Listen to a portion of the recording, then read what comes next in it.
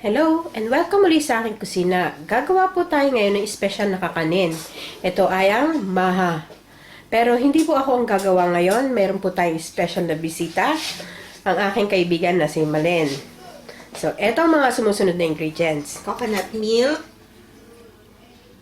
evaporated milk, corn flour, cream style corn, condensed milk, sugar, water for the corn flour na imimix natin mamaya. So, dyan i-dissolve yung water. I-dissolve, yes. And water to mix all the And for our ingredients. toppings, gagamit tayo ng desiccated coconut. Tinost ko na ito. So, yung ating corn flour, isinalin lang sa mixing bowl kasi i-dissolve natin.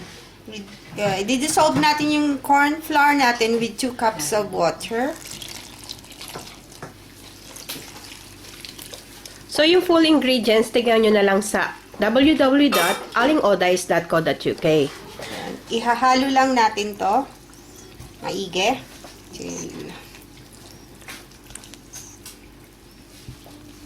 So, make sure na talagang dissolve yung ating corn flour. Ready na ang ating ingredients. Ngayon, ang una natin gagawin, isasali natin ng coconut milk. Dapat yung paglulutuan natin is big pan or kawali. Marami kasi itong magagawang maha na to. Good for 2 big trays.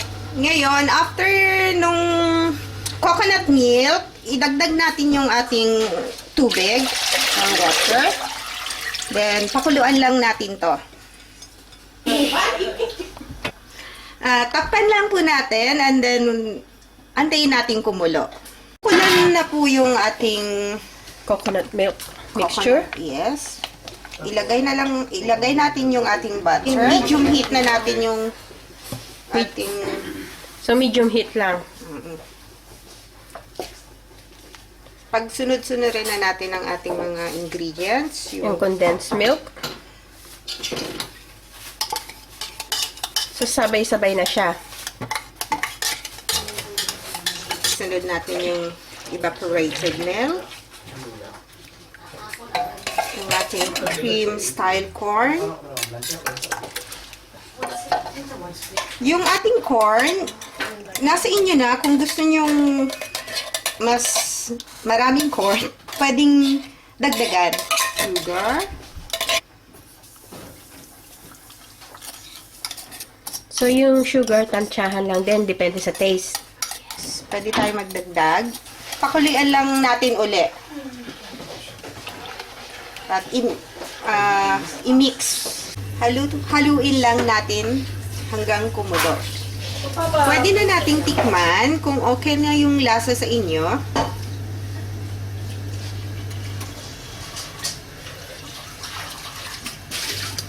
At kung medyo matabang, pwede tayong magdagdag ng konting asukal. Okay na yung lasa, tama na yung tamis. Mag-ready na rin tayo ng tray para dun sa finished product natin later. So, malaking tray siya. Mga dalawa ang magagawa, no? Inaan na natin yung apoy pag kumulo na. And yung last ingredient natin, yung mixture ng corn flour na minix natin sa water kanina, yun ang last nating imimix. So, mabilis to kasi biglang lapot. So, ayan. Bigla kaagad siyang lumapot. Haluin lang ng haluin.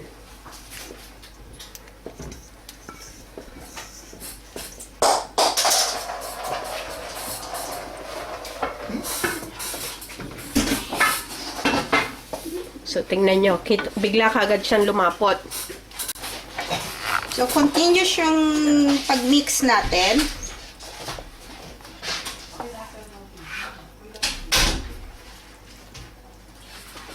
So, talagang mahina na yung apoy niya.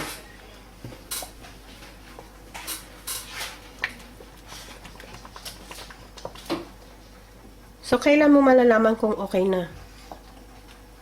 Pag yung parang ano na, yung lapot niya.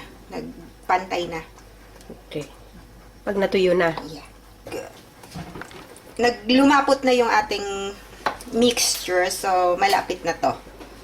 So, almost done na. So, yan na yung pinakamahirap na part, yung paghalo. So, talagang make sure na mahina lang yung apoy nyo para hindi masusunog yung ilalim. Pag ganito na yung consistency ng ating mixture, pwede na nating isalin sa ating lalagyan. So, pwede na natin ito i-switch off. Ready na yung ating mixture, so isasalin na natin to sa ating foil na lagayan. I-even lang natin. So, marami pala talaga siyang magagawa dun sa ating ingredients. So, antayin lang nating lumamig, then pwede na nating ilagay yung toppings natin na ready na natin kanina. Then, kung malamig na talaga siya, pwede na rin nating ilagay sa... So, malamig na yung ating maha, pwede na nating budburan ng ating desiccated coconut. So, pwede din kayong gumawa ng latte kung gusto niyo. So, eto na ang ating finished product. Salamat sa aking kaibigan na Malen sa pagturo ng reseping ito. Sana magustuhan niyo to at share it with your friends. Hanggang sa susunod nating video, magkikita-kita ulit tayo. Salamat! Bye!